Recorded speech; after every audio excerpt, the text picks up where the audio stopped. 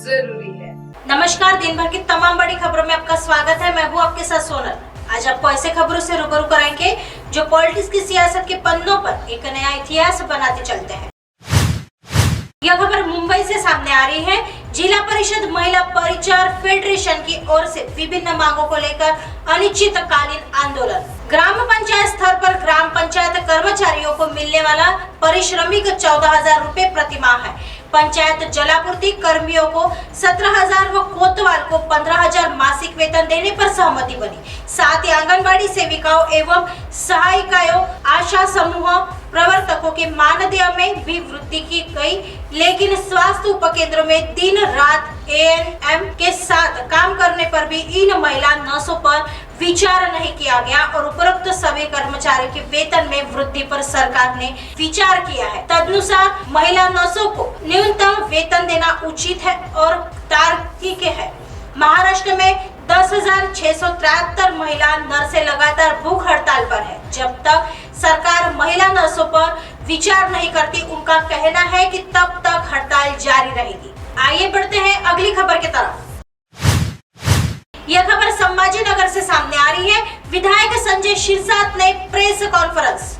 उद्धव ठाकरे के बारसू दौरे पर बारसू प्रोजेक्ट को लेकर सभी वापस आपस में कोऑर्डिनेट कर रहे हैं। ऐसा उद्धव ठाकरे ने सिर्फ 4 लोगों की बात सुनकर और अपने राय बनाकर किया है। उद्धव ठाकरे को पता होना चाहिए कि कौन उन्हें गुमराह कर रहा है। यदि कोई परियोजना आ रही है तो वर्तमान में उसका विरोध करने की रणनीति मौलिक रूप से गलत है। समृद्धि हाईवे का भी इसी तरह विरोध किया गया था, लेकिन आज यह हमारी लाइफ लाइन बन गया है। वहाँ हमारी राजनीति करने में कोई सच्चाई नहीं है।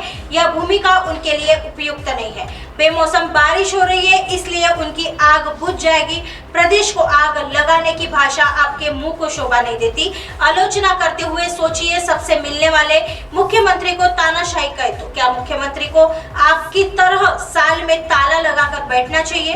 अगर आप इस मुख्यमंत्री को तानाशाह कहते हैं तो यह लोकतंत्र का मजाक है। कुछ लोग कानून व्यवस्था को बाधित करने गए थे, हम उन्हें रोकते तो कहते कि मुझे जाने नहीं दिया। ये सरकार लोकतांत्रिक तरीके से चल रही है, यही इनकी पीड़ा है। महाड़ की सभा को अनुमति नहीं दी गई, उन्हें न बताया जाए तो बेहतर होगा।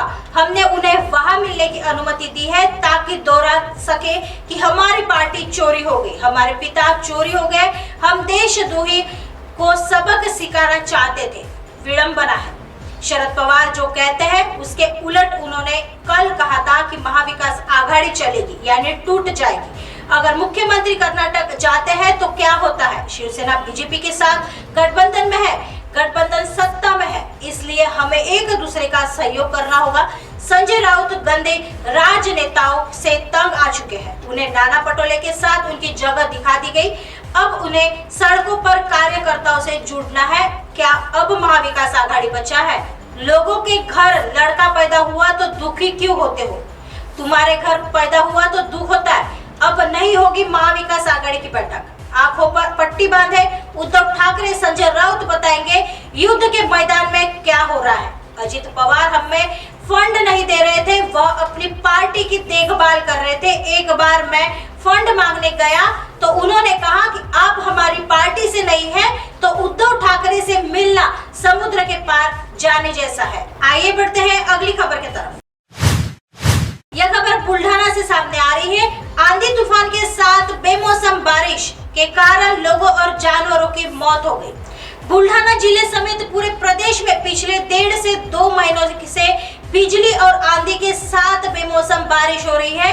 इससे रबी फसलों के साथ किसानों के बागों को भी भारी नुकसान हुआ है। इसके साथ ही मानव हानि और पशु हानि के आंकड़े भी सामने आए हैं। मार्च से अप्रैल 2023 तक 2 माह की अवधि में जिले में प्राकृतिक आपदा से अब तक 4 लोगों की मौत हो चुकी। सरकार ने प्राकृतिक आपदा से मरने वालों को 4-4 लाख रुपए की सहायता दी है। वहीं 58 अलग अलग जानवरों की भी मौत हो गई। वही भारी नुकसान हुआ है। प्राकृतिक आपदा नियंत्रण प्रकोष्ठ के नायब तहसीलदार संजय बंगले ने बताया कि जिन किसानों के पशुओं की मौत हुई है उनके परिवारों को सरकार आर्थिक सहायता देने की प्रक्रिया में है।